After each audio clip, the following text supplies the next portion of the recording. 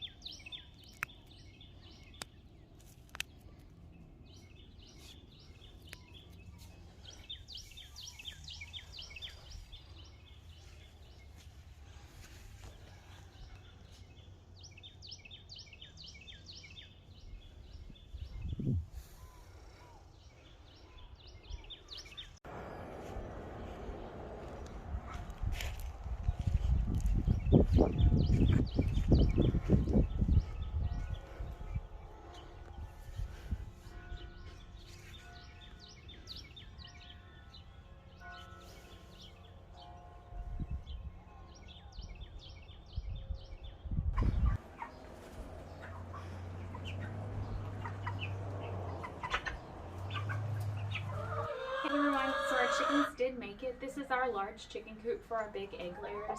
And what we have here is just a very, very old building. My house was built in 1898, and this is part of the original structure. It's actually what we like to call the carriage house. It's not at the best place, but it was the time being where we could put our chickens for now until we get our large coop built. But these young ladies stayed warm. We had 2 heat lamps, one here and one on the other side. We boarded up the north side of the windows, but kept the south side open so that way there was still airflow. These chickens stayed nice and warm, and they were very, very happy. This is our silkie coop. We have 2 Cochin Bantam hens and 2 male silkies. The silkies, they really are cold tolerant, but we do have a heat lamp inside, but they were able to come out and get airflow. They stayed nice and toasty, and they were never harmed in any way. So as you can see, they're out enjoying the weather. Hey everyone, we also wanted to let you know we do have a YouTube channel, Narrow Path Farm Life. Be sure to like, share, and subscribe. Thank you so much.